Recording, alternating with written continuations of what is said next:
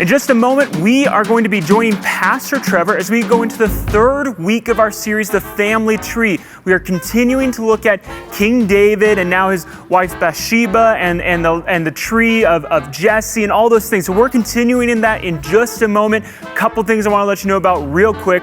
First off, if you are here, I would just love to know that you are here. If you'd like to, go ahead and pull out your phone and text the word HERE to 801-794-5338. We'd just love to know that you are joining us today. Also, you want to make sure to mark your calendars for Christmas Eve. You can find our times and locations at SMCC by visiting smccutah.org/Christmas. And a reminder, we are not going to be having a Christmas Eve service or experience for online. We'd love to just have you join us in person. Thank you for being here with us today and trusting us with your time, and welcome to SMCC Online.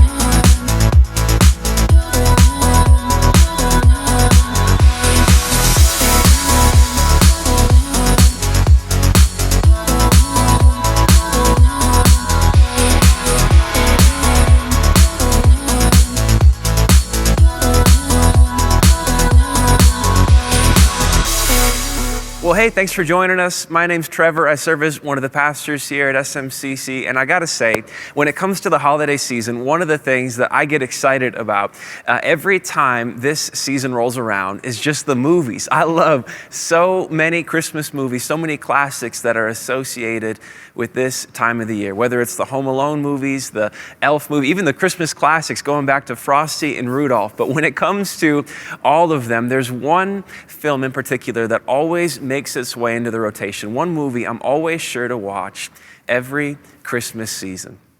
And it's the film, It's a Wonderful Life.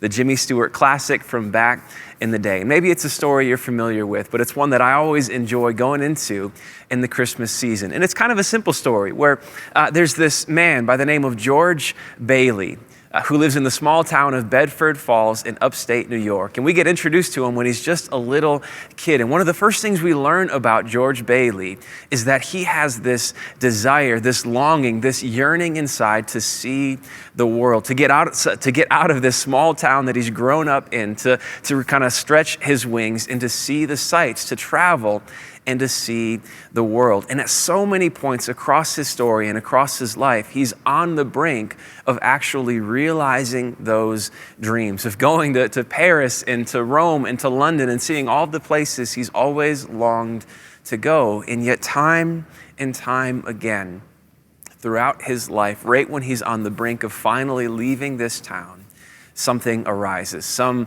problem, some opportunity for someone else in his life. And he's forced with the decision, does he go forward with his plans or does he sacrifice on what he wants for the benefit of those around him? And every single time he makes the decision to put someone else ahead of himself. And as the years go by, his life continues on in this little town of Bedford Falls. And for a long time, he's fine with it. He's good. He kind of wrestles with the longing, and at a certain point, he settles down, he gets married, he has kids, he has a family, he's running this business, and all is well. And across the years, he's done a lot for this little town. But then, on one particular day, something awful happens, something horrible happens that puts George Bailey into a position of ruin. His uncle and his business partner makes a horrible mistake that is going to lead them into utter financial ruin, into this really difficult place. And George Bailey, when this occurs, finally, he reaches a breaking point. He grabs his business partner, his uncle, and he's shaking him and yelling at him. He goes home and he's yelling at his kids and his family, and he's trying to get it together. And so he leaves and goes to a bar, which I'm sure is really the best place to go when you're trying to get it together. He goes there and gets into a fight. And then after he leaves, drives in his car, hits a tree, crashes it. And he gets out and is just kind of stumbling down the road on this cold and wintry day. And he ends up finding himself at this bridge. And he's so disgusted with his life. He's so frustrated with the way things have turned out that in this moment, as he's thinking to himself, he begins to say and to wish that he had never been born. And he's so frustrated that in this moment, he's looking over the edge of the bridge and he's contemplating bringing it all to an end. He's planning to end his life in that moment. But before he has the chance to do so, he's interrupted.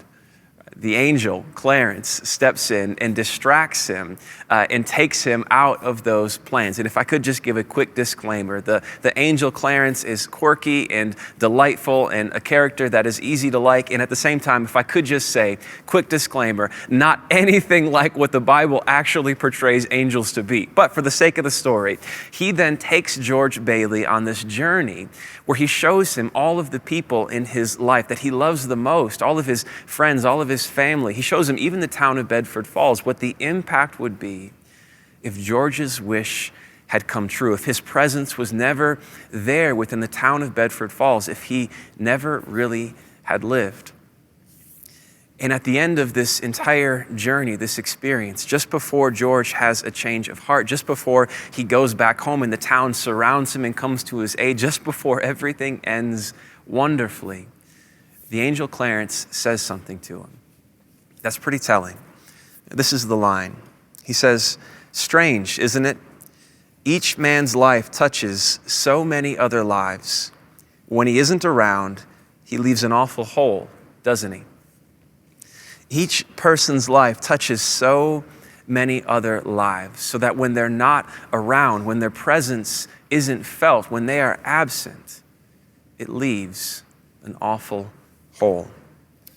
It's a powerful line because it gets at something that so many of us have experienced firsthand in this life, that there is no substitute for a person's presence.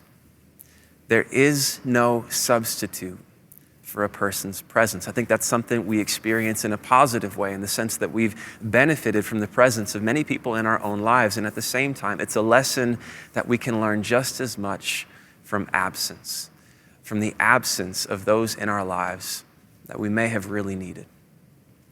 Today, we're continuing our series called The Family Tree, where we're looking at the family of King David and even of his father, Jesse, where for a couple of reasons. On the one hand, to see how their lives and their stories were really always pointing us to Jesus, leading us to understand the fullness of what it meant when he was born, so that when Christmas comes, through all of these stories, through walking through them, we're really ready to celebrate the birth of Jesus and everything that it means.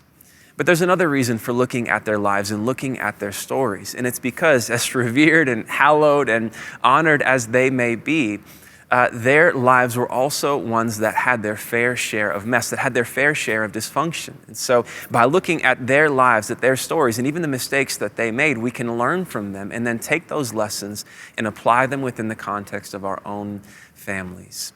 Today, we're continuing that series by looking at another account from a part of David's life. And really what we're looking at is King David as an old man, as he's nearing the end of his life. And we're looking at him on the one hand and really his wife, Bathsheba, on the other. Because this story really demonstrates the power of presence and even the dangers of absence when it comes to our relationships and our families and just our lives in general. And so if we're going to take an axe to dysfunction, as the series is designed to equip us to be able to do, to build healthy families, healthy relationships marked by joy and by peace rather than by dysfunction, we have to understand the role that presence plays. And this story is designed specifically to show us that truth. So with that, let's go ahead and jump into it now and see the role of presence in this family. 1 Kings chapter 1 is where we're going to be. 1 Kings chapter 1, picking it up at verse 1. And if I could just say, there is a story that often comes to mind for people who are familiar with David and Bathsheba. This is not that story. This one takes place much later on in their relationship. So picking it up, 1 Kings chapter 1, verse 1. When King David was very old, he could not keep warm, even when they put covers over him. So his attendants said to him, "Let us look for a young virgin to serve the king and take care of him. She can lie beside him so that our lord the king may keep warm." Then they searched throughout Israel for a beautiful young woman and found Abishag, a Shunammite, and brought her to the king. The woman was very beautiful. She took care of the king and waited on him, but the king had no sexual relations with her.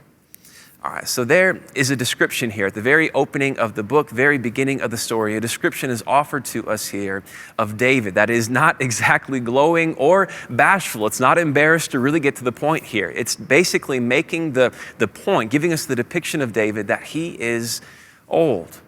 He's on his deathbed. He is to the point where his final days are winding away here. He is at the end of his life, which is an important point for the story. And it gets at that by saying that he's at the point where he can't even regulate his own body temperature. And so his advisors, they put together this strategy of finding this young, beautiful woman to lie with him so that her body warmth can keep him warm. And notice the text goes out of its way in a rather unbashful way to say that the exchange of warmth is all that takes place between them and nothing else, again, hinting at David's advanced age here.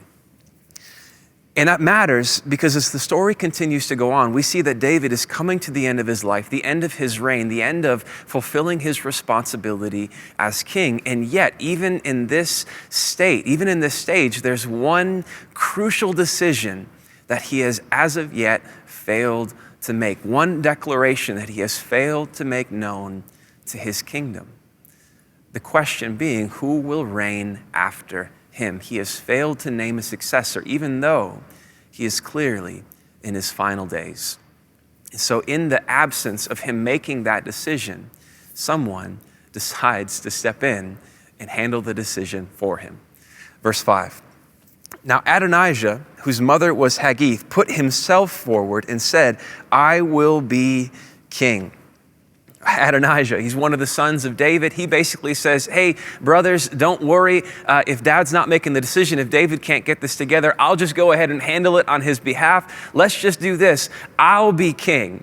I'll be the one who will reign once David dies. As a matter of fact, let's not even wait till then. Let's set this up today. Today is the day that I make my ascension to the throne, and I am now your king, is essentially what Adonijah says. And so he got chariots and horses ready with 50 men to run ahead of him. He forms this entourage.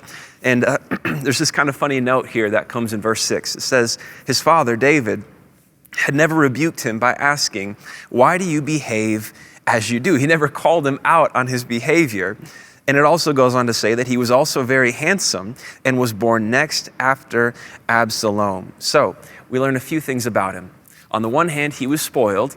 On the other hand, he was good looking. That's always a dangerous combination. And on the other, he was the next in line in terms of the birth order to actually succeed to the throne. He's the one that everyone would have expected because Absalom was the firstborn. Last week, we looked at his story and we saw how he came to an early death. And so with Absalom out of the picture, everyone would expect Adonijah to be the king after David. And so in some ways, it almost seems like it's not out of line for him to expect to receive this. But on the other hand, the way he goes about it just reflects the lack of character that marks him, that he is spoiled.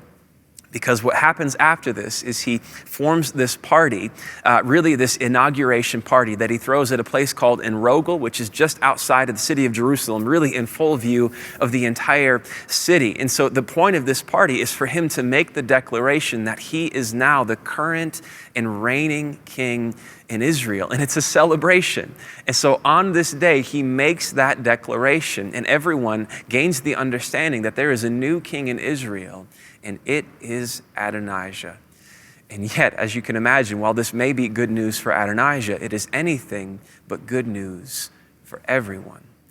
And that's exactly where the story turns next. Verse 11 says this, Then Nathan asked Bathsheba, Solomon's mother, have you not heard what's taken place with Adonijah? Have you not heard that Adonijah, the son of Haggith, has become king, and our Lord David knows nothing about it? Someone else, Adonijah, is now king, and David doesn't even know. He's not even aware that he's no longer the king of his kingdom.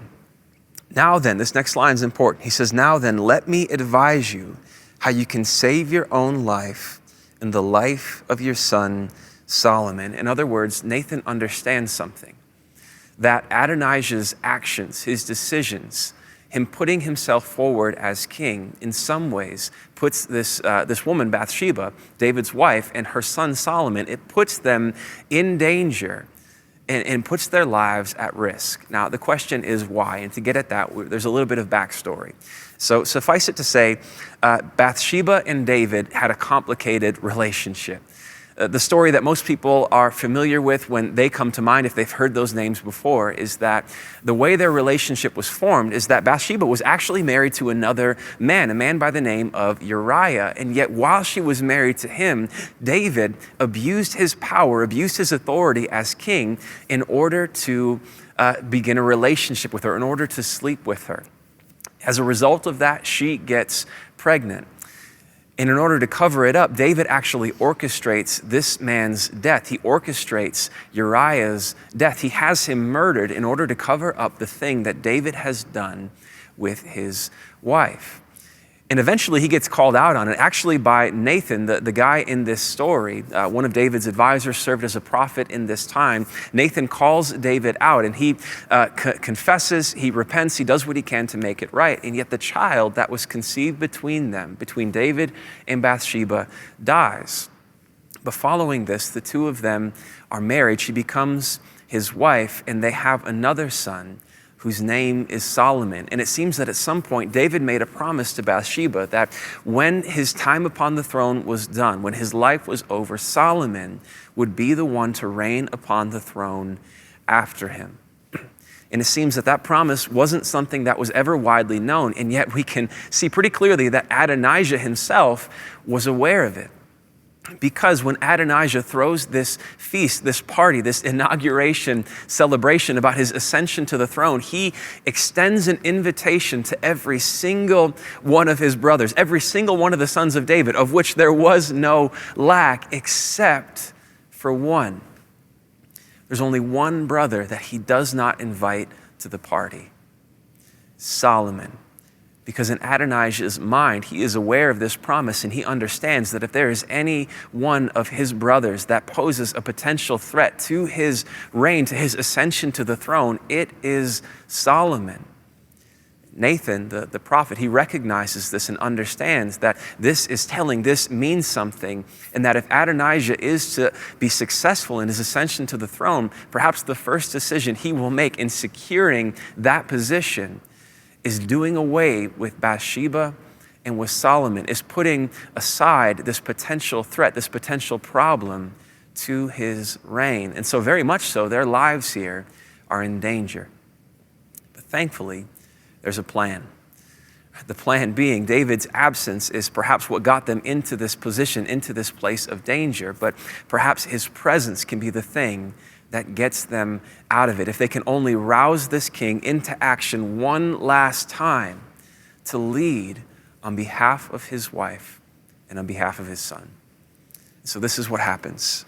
1 Kings 15. So Bathsheba went to see the aged king in his room, where Abishag the Shunammite was attending him. Bathsheba bowed down, prostrating herself before the king. I think there's something here that I think would be easy to skip over, easy to miss. And there's a bit of an irony, a bit of an emotional difficulty present within Bathsheba's actions here, that she goes in to David. And you can imagine that their relationship is one marked by so much emotional conflict, by so much difficulty because of the way their relationship formed, because of the way that David was with her. And yet at this point, they're near to the end of their lives, and she goes in before him, seeing this man who has caused so much harm, so much pain to her and to her life, and now even to her son. And to enter into his presence and to put this request before him, to try and get him to act on her behalf and on the behalf of her son. And she comes into him as he's laying in bed with this beautiful young woman who in some ways likely resembles the way Bathsheba herself looked when their relationship began. You can imagine all of the complication of emotions and the difficulty that she would probably be feeling in this moment. And yet still, she chooses to push through the difficulty, to push through the awkwardness, to be present on behalf of her son. So she goes into the room and she bows down before the king, and he says to her, "What is it you want?" She said to him, "My Lord, you yourself swore to me, your servant, by the Lord your God, Solomon your son shall be king after me, and he will sit on my throne. You made this promise to me. But now Adonijah has become king, and you, my lord the king, do not know about it." She goes on to describe what Adonijah has done in throwing this party and the support that he's garnered. And then in verse 20, she closes out her speech, her appeal to him with this, saying, "My lord the king, the eyes of all Israel are on you to learn from you who will sit on the throne of my lord the king after him. Otherwise," meaning if you fail to decide, if you fail to make a declaration, if you fail to be present on behalf of your son, as soon as my lord the king is laid to rest with his ancestors, which will not be long, I and my son Solomon will be treated as criminals. She makes this appeal, and all throughout it, the tension is mounting as to what David's response will be. And as soon as Bathsheba brings her words to a close, Nathan enters in and he adds his words to hers as she steps out. And then finally, we get to see what David's response will be. And it comes in verse 28. Then King David said, "Call in Bathsheba." So she came into the king's presence and stood before him. The king then took an oath, saying, "As surely as the Lord lives, who has delivered me out of every trouble, I will surely carry out this very day what I swore to you by the Lord, the God of Israel. Solomon, your son, shall be king after me, and he will sit on my throne in my place." David is roused into action, and he makes the decision. He makes this declaration. He is leading with action and with presence, saying, Solomon is the one who will be king. Not even after I'm gone, on this very day, he is the one who will ascend to the throne and become the new king over Israel. Following this, David gives instructions for how to go about doing that. Solomon is put upon his mule. This party and parade altogether is formed. The trumpets blasted. Solomon is anointed king. And just like that, the declaration is made public. And if you could just imagine, this means on the very same day, in the very same city of Jerusalem, two different kings are put forward, Adonijah on the one hand and Solomon on the other. But because Solomon has his ascension to the throne marked by David's decision, David's approval, he is the clear victor. And when word spreads even to Adonijah's party, it just collapses in a moment. And Adonijah himself runs for his life and recognizes Solomon as the true king of Israel.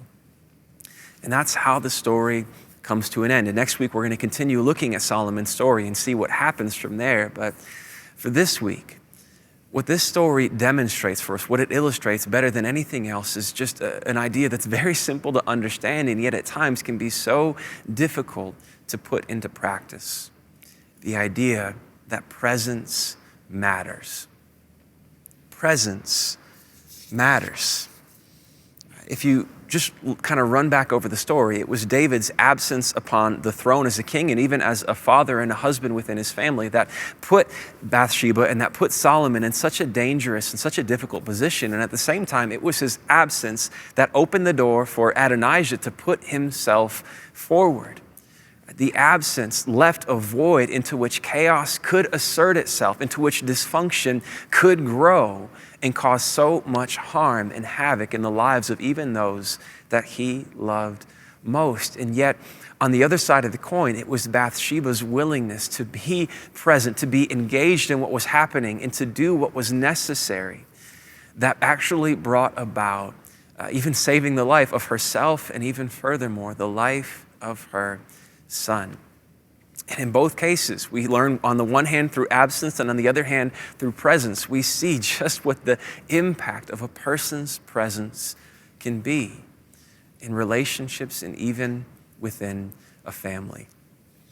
One of the key ideas throughout this series has been that if we don't deal with the dysfunction within our own lives, within our own families and relationships, it can cause so much harm and so much destruction. Because when we put it aside, when we kind of shove it off into the dark, it doesn't just stop, it doesn't stay put, but it continues to grow and to get worse. And I think one of the most significant challenges to actually dealing with the dysfunction in our lives and in our families is just simply the challenge of staying present.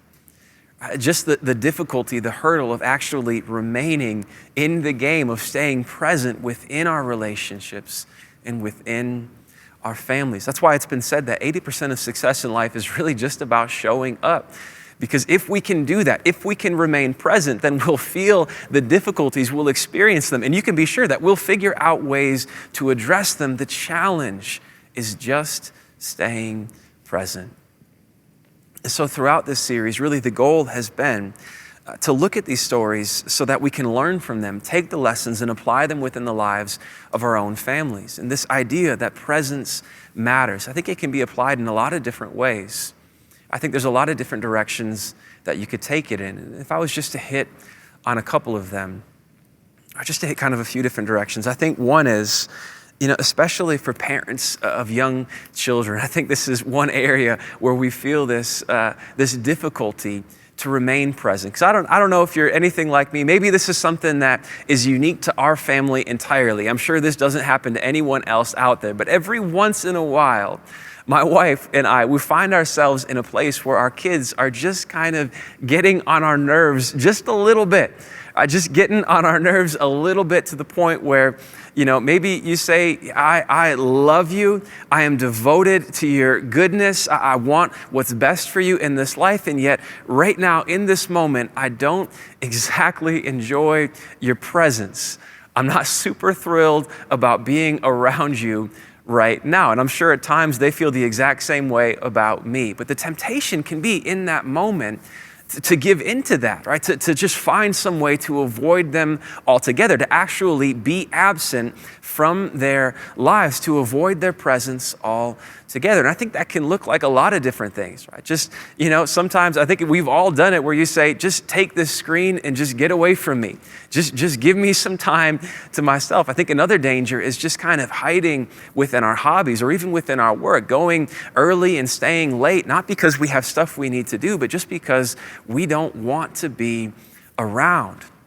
Right? That it gets so uncomfortable, it gets difficult. Honestly, it just gets tiring. I mean, sometimes I feel like I've been tired for a decade, ever since I had kids. And I think, I'm not saying that, it's something that happens to all of us. And I think sometimes it can be overwhelming because it feels like a race that's never gonna end. And I think on the one hand, it helps to remember that it is not a never-ending race, that they will not be small forever. They will not need us like this forever. And so this season, this stage, thankfully does come to an end so we can enjoy it while we're in it, and we can be grateful that it does not last forever. And at the same time, parents and children, we all do need our alone time. And there's nothing wrong with finding a way to get that. We all need that. But I think what's important to keep in mind is that whenever we find ourselves in a place where we just don't want to be around the people within our family, the people that we live with, I think that can be a time for a light to really pop on, to say, I think we need to readdress some things. I think we might need to reevaluate some things. Because I want to enjoy being around the people in my family. I want to enjoy being around my kids, and I want them to enjoy being around me because we live together, right? We're together anyways. And so I'd like for this to be somewhat of a pleasant arrangement, but the challenge is staying present long enough to recognize that and to deal with it. And as long as we're able to do that, able to stay present, you can be sure that we will find ways to deal with it, to address the relationships, to address what's going on. And in doing so, to build healthier and more joyful and more peaceful families this holiday season and every season of the year. So I think that's one angle in which our presence really does matter. And if I was just to hit on a couple of other ones, I also just want to address that not every family is perfect, and that we go through difficult things in this life. And, maybe you're coming at this from the other side of something like a divorce, something like a separation. And I think sometimes the temptation on that, first off, let me just say that that must be an incredibly difficult thing to go through and to experience. And I'm sorry that is a part of your story. And if I was to invite you and even encourage you in any direction, it would just be to remain present within the lives of your children. And I'm sure that it gets complicated and there's difficulties with that. And at times kids aren't even great at communicating what they really want. I'm sure there's times that they make that even more difficult for you. And yet if I could just encourage you to stay present within their lives as much as you're able to, because I think it's one day something that they'll be thankful for and that you'll be thankful for as well. Right? And on the other side of things, if I was just to hit one last angle on this, I think it'd just be, that loss is something that is really felt at this time of the year. And that can happen in a number of ways. Maybe it's a broken relationship where the person is still around and yet it's not a relationship that you have anymore. Maybe it's the loss of parents who have passed away. Maybe loss of siblings. Maybe even the loss of a child in some way. Whether that happened recently or years ago, but it's still something that feels just as poignant, just as present today as the day that it happened. And if that's something that you're going through, I think what's involved with that is really the loss of the ability to be present with someone that you love, and even the loss of the ability to enjoy the presence of someone that you love so much. And that's something to be grieved over. So I just want to invite you to grieve the loss and to acknowledge as well, or even to see the ways that in the midst of the difficulty, in the midst of the pain, that Jesus is with you. That he's with you. And that's not a promise that he makes everything better or that he repairs everything that's broken within our lives immediately. But the promise is that he's with us, even in our loss, even in our pain, that when the presence of those that we love is absent from our lives in a way that we so long for it to be, at the very least, his presence is always with us. And along that theme, I think that's something that we can celebrate even in this Christmas season, something that we can celebrate and enjoy. As the book of Matthew says, even in talking about the birth of Jesus, that he will be called Emmanuel, which just means God with us, that Jesus, in making the decision to take on our humanity, to step into our place so that he could bring about our redemption, he made the decision, even in our mess, even in our dysfunction, even in our difficulties, he chose to be present on our behalf. And after dying on the cross, he rose from the grave. And the very last thing he says at the end of the book of Matthew is, I am with you to the end of the age. Emmanuel, God with us. His presence is with us through everything, through all of the joys and the losses and the celebrations and the pains that we experience in this life. Jesus is with us. And so, if I was to say anything, I invite you to receive that as a comfort and as an encouragement in this season. And then I just want to leave you with the question, who in your life do you need to be present with? Or what relationship do you need to be present with in this season? And I just want to invite you to set that up and to find some way to be present, whether it's a coffee, a dinner, a phone call, even sending a Christmas card, whatever that looks like. Because the bottom line is, imperfect presence is always better than absolute absence. Imperfect presence is always better than absolute absence. And that's true in so many of our relationships, that we don't have to do it perfectly and we can't do it perfectly.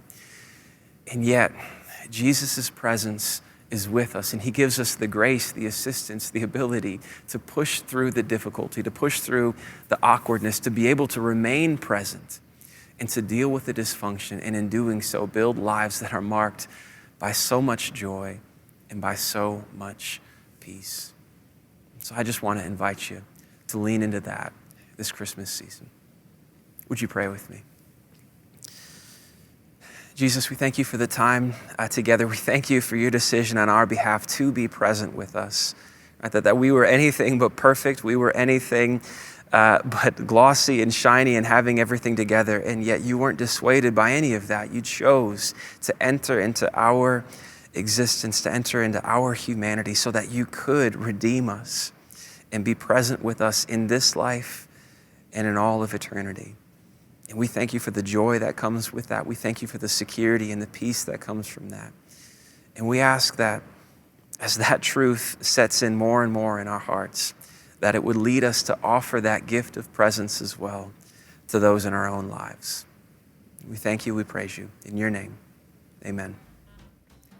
Thank you, Trevor, for that message today. If you found today's message both hopeful and helpful, I would love for you to go ahead and share this message with a friend. Or you can also like this video and make sure that you are subscribed to our YouTube channel. That's the best way to know when we come out with new content and messages just like this that you may like. Now, next week, we are going to be joined by Pastor Eric, as it's actually our last week of the family tree. We will be wrapping that up next week and following that tree all the way to Jesus. And so I hope that you will join us back here next week, or better yet, even at one of our locations. Thank you for being here today.